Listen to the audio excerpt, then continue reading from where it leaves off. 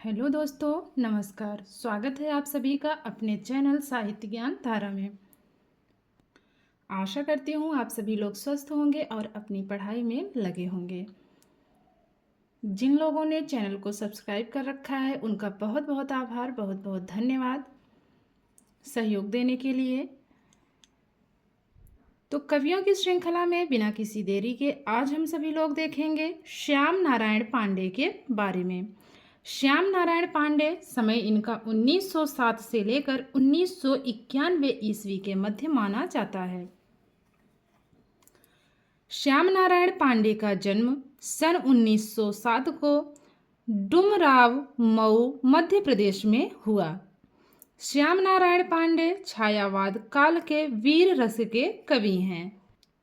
तो श्याम नारायण पांडे कैसे कवि हैं? तो छायावाद काल के वीर रस के कवि माने जाते हैं। श्याम नारायण पांडे की आवाज़ में ही सन 1988 में आकाशवाणी गोरखपुर में अभिलेखागार हेतु उनके संस्मरण रिकॉर्ड किए गए।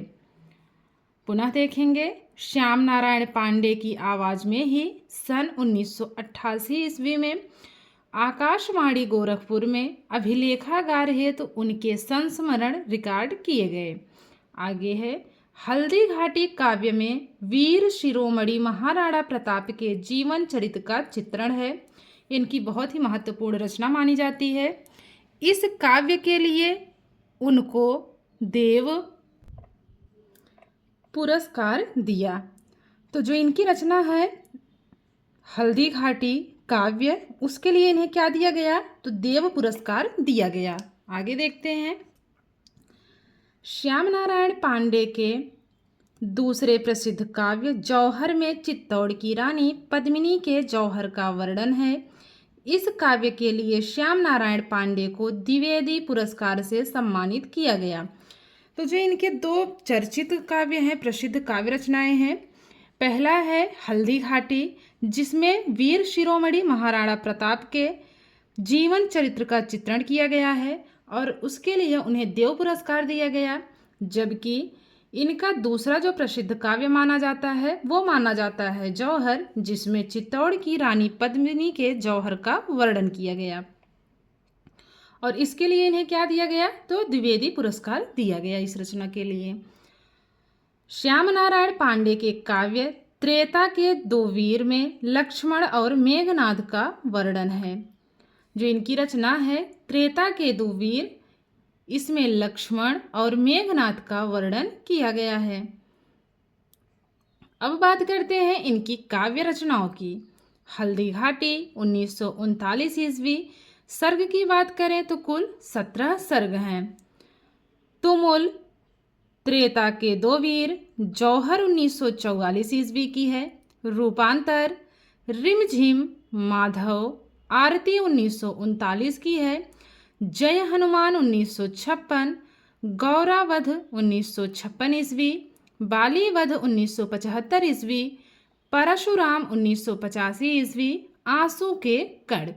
तो ये सारी की सारी काव्य रचनाएं किसकी हैं? तो श्याम नारायण पांडे की हैं। पुनः देखते हैं रचनाओं का क्रम कैसा है। तो हल्दी घाटी का समय 1939 ईस्वी। कुल सर्ग की बात करें तो 17 सर्ग हैं। जौहर 1944 ईस्वी की है। तुमुल त्रेता के दो वीर, रूपांतर रिमझिम माधव आरती 1939 की है। जय हनुमान 1956 ईस्वी, गौरा का वध 1956 ईस्वी, बाली वध 1975 ईस्वी, परशुराम 1985 ईस्वी और आंसू के कण। तो ये 13 की 13 जो काव्य रचनाएं हैं ये हैं श्याम नारायण पांडे जी की। अब बात करते हैं इनसे बनने वाले महत्वपूर्ण प्रश्नों के बारे में। पहला प्रश्न है, श्याम नारायण पांडे का जन्म कहाँ हुआ? देवबंद ग्राम सहारनपुर उत्तर प्रदेश, सिंगरौली फतेहपुर उत्तर प्रदेश, अलीगढ़ उत्तर प्रदेश, डुमराव मऊ मध्य प्रदेश। तो जो श्याम नारायण पांडे जी का जन्म हुआ है वो हुआ है डुमराव मऊ मध्य प्रदेश में। अगला प्रश्न देखते हैं, श्याम नारायण पांडे का जन्म कब हुआ? 1907, 1908, 1911 या फिर 1912 ईस्वी। तो जो श्याम नारायण पांडे हैं इनका जन्म हुआ है 1907 ईस्वी में। पहला वाला ऑप्शन बिल्कुल सही है। किस आकाशवाणी में श्याम नारायण पांडे के संस्मरण रिकॉर्ड किए गए हैं? आकाशवाणी दिल्ली, आकाशवाणी भोपाल, आकाशवाणी गोरखपुर या फिर विविध भारती। तो जो तीसरा वाला ऑप्शन है आकाशवाणी गोरखपुर, यहाँ पर क्या हुआ था? तो श्याम नारायण पांडे के संस्मरण को रिकॉर्ड किया गया था। अगला प्रश्न है, श्याम नारायण पांडे के किस काव्य में वीर शिरोमणि महाराणा प्रताप के चरित्र का वर्णन है? त्रेता के दो वीर, जौहर, तुमुल या फिर हल्दी घाटी। तो जो चौथा वाला ऑप्शन है बिल्कुल सही है, हल्दी घाटी। अगला प्रश्न है, किस काव्य के लिए श्याम नारायण पांडे को देव पुरस्कार मिला था? ऑप्शंस हैं त्रेता के दो वीर, जौहर, तुमुल या फिर हल्दी घाटी। तो हल्दी घाटी के लिए श्याम नारायण पांडे को क्या मिला था? देव पुरस्कार मिला था। अगला प्रश्न है, हल्दी घाटी काव्य का प्रकाशन कब हुआ? आपके सामने विकल्प हैं 1944, 1942, 1941 या फिर 1943। तो जो हल्दी घाटी काव्य का प्रकाशन हुआ है वो हुआ है 1942 ईस्वी में। अगला प्रश्न है, श्याम नारायण पांडे के किस काव्य में चित्तौड़ की महारानी पद्मिनी के जौहर का वर्णन है? त्रेता के दो वीर, जौहर, तुमुल या फिर हल्दी घाटी। तो उनकी वो रचना है जौहर, जिस जौहर में क्या दर्शाया गया है? तो चित्तौड़ की महारानी पद्मिनी के जौहर का वर्णन किया गया है। आगे देखते हैं। अगला प्रश्न है, श्याम नारायण पांडे को किस काव्य के लिए द्विवेदी पुरस्कार प्राप्त हुआ? त्रेता के दो वीर, जौहर, तुमुल या फिर हल्दी घाटी। तो जौहर के लिए इनको द्विवेदी पुरस्कार दिया गया।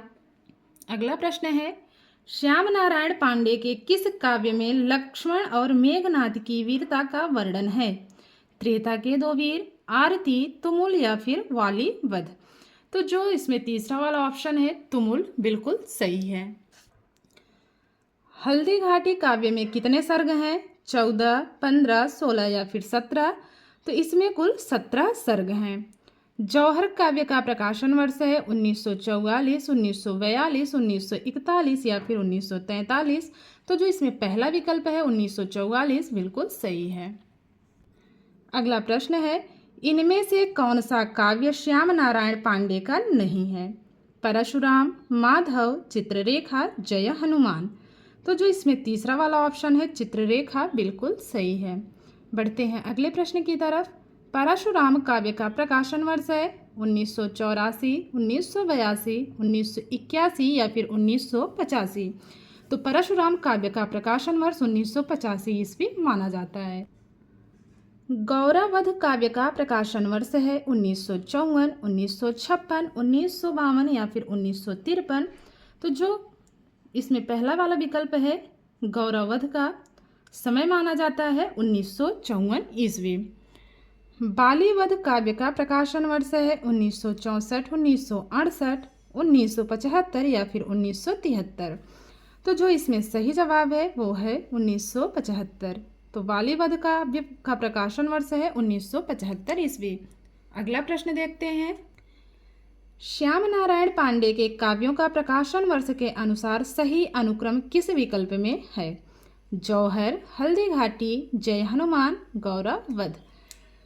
तो इसमें जो सही विकल्प दिख रहा है वो दिख रहा है दूसरे वाले ऑप्शन में हल्दी घाटी। हल्दी घाटी का समय है 1939 ईस्वी।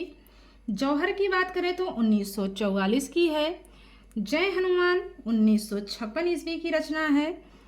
और गौरवध की बात करें तो गौरवध का समय भी 1956 ईस्वी है। तो जो इसमें सही क्रम है वो दूसरे वाले विकल्प में देखने को मिल रहा है। सही विकल्प दूसरा वाला ही होगा। आशा करती हूँ आज की वीडियो आप लोगों को अच्छी लगेगी। वीडियो अच्छी लगे तो वीडियो को लाइक कीजिएगा और कमेंट करके ज़रूर बताइएगा कि क्लास कैसी थी। कवियों की श्रृंखला में मिलते हैं एक और कवि के साथ। तब तक के लिए सभी को जय श्री कृष्णा, जय श्री सीताराम, नमस्कार।